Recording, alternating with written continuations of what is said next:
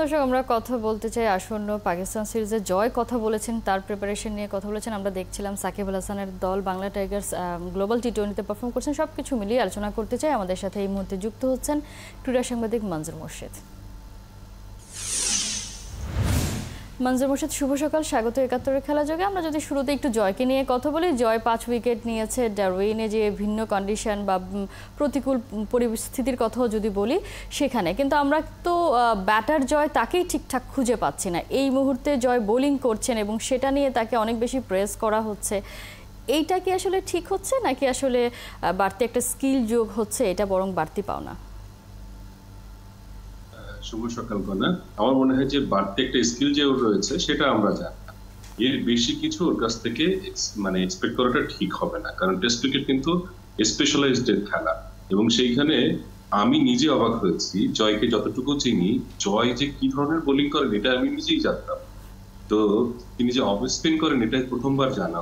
তো সেটা হয়তোবা অকেশনাল অফ স্পিন হয়তোবা কাজে লাগতে পারে, কিন্তু টপ লেভেলে এই ধরনের অফ স্পিন দিয়ে আপনি প্রতিপক্ষকে কতটা চেপে ধরতে পারবেন সেটা কিন্তু একটা প্রশ্ন সাপেক্ষ। সে সফল হয়েছে, তার আলমারিতে একটা অস্ত্র রয়েছে, এইটা আমরা জানলাম। আমার মনে হয় এর চেয়ে বেশি কিছু এক্সপেক্ট করা তার কাছ থেকে ঠিক হবে না। কারণ আবার বলছি যে টেস্ট ম্যাচ ক্রিকেট এটা হাইস্ট লেভেল ক্রিকেট। এখানে হচ্ছে একেবারে যারা সুপার প্লেয়ার তাদের আসলে লড়াই। সেইখানে আমাদের আসলে 4টা রেগুলার বোলার লাগবে যারা আসলে 20টা উইকেট নিতে সক্ষম। অকেশনাল বোলার হিসেবে হয়তোবা তিনি তার হাত লাগাবেন, কখনো কখনো হয়তোবা বড় জুটি গড়ে উঠছে, রেগুলার বোলাররা উইকেট পাচ্ছে না, তখন হয়তো ক্যাপ্টেন তাকে ব্যবহার করার একটা সুযোগ পাবেন, বা তখন হয়তো ক্যাপ্টেনের জন্য একটা অপশন তৈরি হবে। তো আমরা এটা টেস্ট ম্যাচ ক্রিকেটে দেখেছি যে দেখা যায় যে অনেক সময় বড় জুটি গড়ে উঠছে, রেগুলার বোলাররা উইকেটটা তুলে নিতে পারছে না, সেরকম একটা মুহূর্তে ক্যাপ্টেন অকেশনাল বোলার নিয়ে আসেন এবং তিনি ব্রেক থ্রু এনে দেন। তো সেই জায়গায় আমার মনে হয় ক্যাপ্টেনের জন্য একটা সহজ একটা সুযোগ তৈরি হচ্ছে, যে সেখানে তিনি মাহমুদুল হাসান জয়কে পাবেন। যে জয়ের মূল কাজটা হচ্ছে তার ব্যাটিং। আমরা এর আগে তার বিদেশের মাটিতে তার কাছ থেকে আমরা টেস্ট সেঞ্চুরি দেখেছি, এবং খুবই কম্পোজড এবং কাম প্লেয়ার, এবং তিনি জানেন কিভাবে খেলতে হয়। আর সে তো নিজেই, আমি নাইনের সঙ্গে যে ইন্টারভিউটা দিয়েছে সেখানে বলছিল যে মুশফিকুর রহিমের কাছ থেকেও সে টিপস নিয়েছে যে পাকিস্তানের উইকেট গুলো হয় ব্যাটিং ফ্রেন্ডলি, শুধু সেখানে যেটা সেটা হচ্ছে পেস বোলারটা। আর ও তো আসলে ইনিংস ওপেন করবেন, টপ অর্ডার ব্যাটসম্যান, তো সেক্ষেত্রে তার একটু চিন্তাটা বেশি, কারণ নতুন বলটা কিভাবে মুখোমুখি হবেন, নতুন বলটা সুইং করবে, পাকিস্তানের এক্সপ্রেস বোলাররা তারা আসলে থ্রেট করবে, সেই জায়গা থেকে আমার মনে হয় এখন সবচেয়ে বেশি মনোযোগ দেওয়া উচিত যে ওখানে আমার ভালো করতে হবে। কনসেন্ট্রেশন যদি অন্যদিকে চলে যায় সেটা দলের জন্যই খারাপ।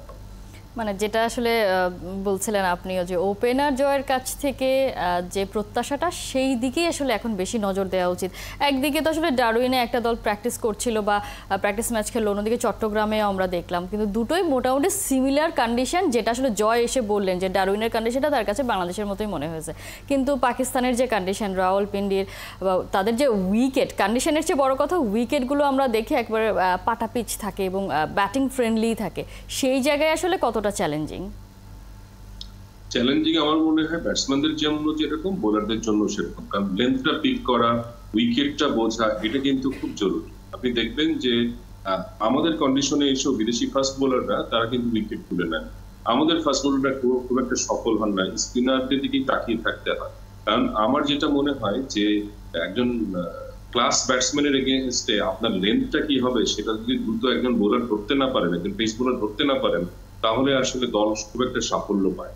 তো পাকিস্তানের উইকেটে ধরেন যদি কথার কথা এরকম হয় যে পাকিস্তান টস জিতে বাংলাদেশকে ব্যাটিং এ পাঠিয়েছে, সেখানে কিন্তু বাংলাদেশের পেসাররা দেখার সুযোগ পাবেন যে পাকিস্তানি পেসাররা ঠিক কোন স্পটটাই ব্যবহার করছেন, তাদের লেন্থটা কেমন হচ্ছে, তাদের পেসের সঙ্গে লেন্থ ভেরিয়েশনটা কেমন, কোন পেসে কোথায় বলটা খেলছেন।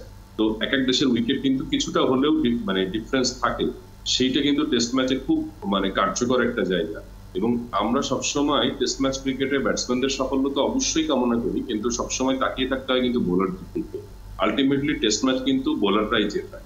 তো পাকিস্তানের বিপক্ষে, পাকিস্তান সায়েন্সের বিপক্ষে এইচপি দলের যে জয়টা, সেটা নিশ্চয়ই অনেক সাফল্য। প্রথম ম্যাচটা হারার পর দ্বিতীয় ম্যাচটা তারা 5 রানে জিতেছে, এবং সেইখানে অবশ্যই এটা কৃতিত্বের দাবিদার। যদিও চতুর্থ ইনিংসে ব্যাট করেছিল কিন্তু পাকিস্তান, সব মিলিয়ে বাংলাদেশ কিছুটা ভাগ্যের পরশ পেলেও ম্যাচটা জিতেছে এবং এক্সপিরিয়েন্সড একটা দলের বিপক্ষে ম্যাচটা জিতেছে, এটা আসলে অনেক বড় একটা সাফল্য। আমার মনে হয় পাকিস্তান সিরিজে এর একটা প্রভাব থাকবে, মানসিক যে শক্তি সেটা কিছুটা হলেও বাড়িয়ে দেবে বাংলাদেশ দল।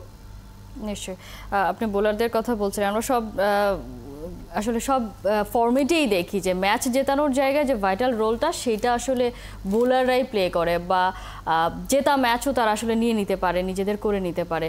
সেদিক থেকে আমাদের দেশের কন্ডিশনে তো আমাদের বোলাররা দারুণ পারফর্ম করে, সেখানে কোনো সন্দেহ নেই, বা আমাদের মতো করে কন্ডিশনে যেখানে খেলা হয় সেই জায়গাতেও ভালো পারফর্ম করে। কিন্তু ভিন্ন কন্ডিশন, ভিন্ন উইকেট পেলেই তখন আসলে বোলারদেরকে অচেনা মনে হয় আসলে তাদের যে এতদিন মনে হতো যে তারা লাইন লেন্থ ঠিকঠাক মতো বুঝতে পারছে, সেটা সামহাও হারিয়ে ফেলে। এই জায়গাটার আসলে সমাধান কি, বা পাকিস্তানেও আসলে সেই চ্যালেঞ্জটা থাকছেই তো বোলারদের জন্য?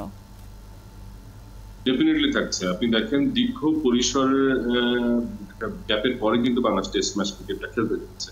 তো এই যে লম্বা লম্বা ব্রেক থাকে এবং তারপর বাংলাদেশ খেলতে নামে, যদিও টানা অনেকগুলো টেস্ট রয়েছে বাংলাদেশ, এবছর অনেক টেস্ট খেলবে বাংলাদেশ, তো সেখান থেকে এই কনসিস্টেন্সি কন্টিনিউটি যদি না থাকে তাহলে আসলে খেলোয়াড়দের ওই যে মানসিকতাটা তৈরি হয় না।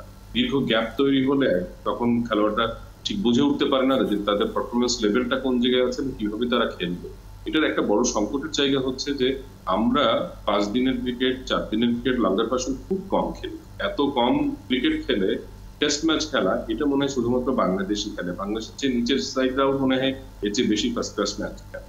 তো এইটা একটা বড় সংকটের জায়গা। আপনি আসলে দেখবেন যে বড় বড় দেশগুলো তাদের যে ক্রিকেটাররা তারা যে পরিমাণ ফার্স্ট ক্লাস ম্যাচ খেলার পরে টেস্ট দলে আসে, সেটা আসলে বাংলাদেশের একজন ক্রিকেটার যিনি তার ফার্স্ট ক্লাস এবং 15 বছর টেস্ট খেলার পরে ওই পরিমাণ ম্যাচ খেলতে পারেন কিনা আমার সন্দেহ হচ্ছে।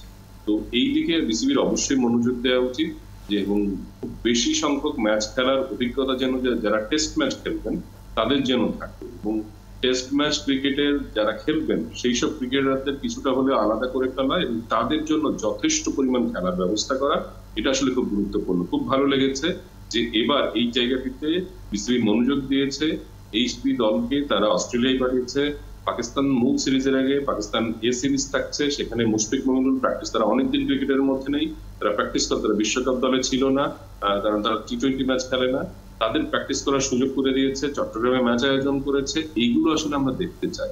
মানে শুধুমাত্র জাতীয় দল কেন্দ্রিক না, জাতীয় দলের ঠিক পরের যে স্টিয়ার গুলো রয়েছে সেগুলো যদি ঠিকঠাক মতো না চলে তাহলে জাতীয় দলের জন্য যারা খেলবেন তাদের আসলে প্রিপারেশনটা ঠিক মতো হয় না। তো এইদিকে মনোযোগ দিয়েছে, এটা খুব ভালো লক্ষণ। নিশ্চয়ই, এবং সেটার কন্টিনিউশনটাও থাকবে, সেটাও নিশ্চয়ই আমরা প্রত্যাশা করি। আমরা যদি একটু গ্লোবাল টি-20 লিগের দিকে যাই, কারণ সেখানে বাংলা টাইগার্সের হয়ে খেলছেন সাকিব আল হাসান, শরীফুল। সাকিব আল হাসানের পারফরমেন্স কেমন দেখছেন? সে দলের যে কোচ জুলিয়ান উড, যিনি আসলে পাওয়ার হিটিংটা যার কাছ থেকে আসলে এসছে, বা যিনি ইন্ট্রোডিউস করেছেন বেসবলের যে ফিলোসফিটা, তিনি আসলে সেখানে কাজে লাগানোর চেষ্টা করেছেন, সেই জায়গাটা থেকে আসলে উড বেশ বিখ্যাত। সেই কোচটাকে পাচ্ছেন সাকিব আল হাসান, সেখান থেকে তার ব্যাটিংয়ে আসলে কোনো পরিবর্তন আসলে চোখে পড়ছে না, বা কেমন দেখছেন আলটিমেটলি? ব্যাটিংটা তো সে খুব একটা ভালো করছে না কিছুদিন ধরে আমরা দেখছি। তবে একটা ম্যাচে বোধহয় সে 3টা ছক্কা মেরেছিল কোনো বাউন্ডারি ছাড়াই, সবগুলোই ওভার বাউন্ডারি। তো দেখে ভালো লেগেছে ওই ম্যাচটাই যে সাকিব হয়তোবা তার ব্যাটিং ফর্মে ফিরছেন। পরের ম্যাচে দেখলাম আবার ফ্লপ করলেন, রান পেলেন না, এবং ব্যাকওয়ার্ড স্কোয়ার লেগে চমকের একটা রানিং ক্যাচের শিকার হলেন। তো তিনি কিন্তু রান পাচ্ছেন না ঠিক মতো। তবে তার বোলিং ফর্মটা মনে হয় ফিরে এসেছে। শেষ 2-3টি ম্যাচে উইকেট পেয়েছেন এবং দলকে খুব ভালো জায়গায় রেখেছেন। এবং তার যে দল বাংলা টাইগার্স, তারা কিন্তু দেখছি যে তাদের মিডল অর্ডারটা ঠিক মতো ক্লিক করছে। শুধু সাকিব না, ইভেন ইফতেখার তিনিও ভালো ফর্মে নেই, মানে তিনিও দলের প্রয়োজনটা মেটাতে পারছেন না। ডেভিড উইজা বোধহয় 2টো ম্যাচে তিনি ফিনিশারের কাজটা করেছেন, এবং এই মানে একেবারে ভেটারান ক্রিকেটার, তিনি শুধু বল হাতে না ব্যাট হাতেও কিন্তু দলকে জেতাচ্ছেন। খুব ক্লোজ ম্যাচগুলো কিন্তু জিতেছে। ক্লোজ ম্যাচ ক্লোজ হয় না, তারা যেখানে থেকে ছিল সেখানে যদি সাকিব থাকার এরা যদি রান পেত তাহলে হয়তো বা ম্যাচটা আরো অনেক সহজভাবে তারা জিততে পারতো। সাকিবের যে ব্যাটিং ফর্ম সেটা নিয়ে আসলে এখনো আমি চিন্তিত। দেখা যাক যে শেষ পর্যন্ত কি হয়। এবং তিনি কিন্তু কোন রকম অনুশীলন প্রস্তুতি ছাড়াই টেস্ট ম্যাচ খেলবেন সেরকম কিন্তু বিসিবি থেকেও বলা হচ্ছে। এটা আসলে ভালো সংস্কৃতি না, এটা আসলে দলকে চ্যালেঞ্জের মুখে ফেলে। যে সবাই যদি, এটা কিন্তু দিন শেষে টিম গেম, আপনি তখনই চ্যালেঞ্জটা জিতবেন যখন আপনি টিম হিসেবে অনুশীলন করবেন, টিম হিসেবে একসঙ্গে থাকবেন, টিম হিসেবে খেলবেন, তখন জেতার সুযোগটা অনেক বেড়ে যায়, আত্মবিশ্বাসও বাড়ে, টিম কম্পোজিশনও কিন্তু খুব ভালো। অফ দ্য ফিল্ড যদি টিম কম্পোজিশন ঠিকঠাক না থাকে, অন দ্য ফিল্ড পারফর্ম করাটা খুব কঠিন, সে আপনি যত বড় ক্রিকেটারই হোক না। একেবারেই তাই। এবং সেটা হয়তো এত লম্বা সময় টেনে নিয়ে যাওয়াটাও, বা যেটা আসলে আমরা সবসময় দেখে অভ্যস্ত যে সাকিব আল হাসান তার নিজের মতো করে অনুশীলন করেন, নিজের মতো করে আসলে যখন যেভাবে থাকার সেভাবে তিনি আসলে চলাফেরা করেন, কিন্তু সেটা আসলে লং রানের জন্য কখনোই ভালো কিছু বয়ে আনে না। শরীফুলের বোলিং কেমন দেখছেন? শরীফুলকে আসলে এলপিএলে ভালো দেখা যায়নি, মানে তার পারফরমেন্স ভালো ছিল না, সেখান থেকে কানাডাতে গিয়েই তাকে মনে হলো বেশ এফেক্টিভ। ঠিক তাই, এবং জাতীয় দলের হয়ে তিনি খুব ভালো ক্রিকেট খেলেছেন সম্প্রতি সেটাও না, তার কাছ থেকে যে প্রত্যাশার জায়গাটা তৈরি হয়েছিল সেটাও কিন্তু মিস করেছে বাংলাদেশ।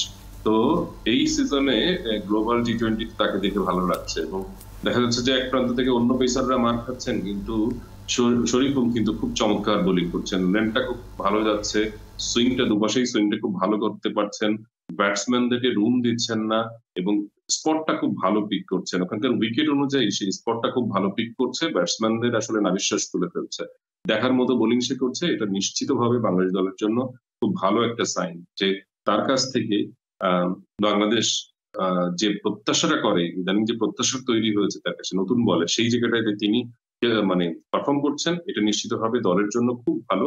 কিন্তু তিন ফরম্যাট একসঙ্গে শরীফুল চালিয়ে যাবেন কিনা, বা তাকে বিসিবি সেইভাবে বিবেচনা করবে কিনা, সেটা কিন্তু একটা প্রশ্ন রয়ে গেছে। তাতে হচ্ছে কি, সে যেন বার্নিং আউট না হয়ে যায়, এই প্রশ্নটা অবশ্যই সামনে আসা উচিত, এবং শরীফুলেরও আসলে মেপে মেপে খেলা উচিত, এবং একই সঙ্গে একজন বাংলাদেশি ক্রিকেটার যেন 2 থেকে 3টির বেশি ফ্র্যাঞ্চাইজি লিগ বিপিএল সহ খেলতে না পারেন, সেই যে একটা রোটেশন পলিসি, সেটাও কিন্তু বিসিবির অ্যাডাপ্ট করা উচিত।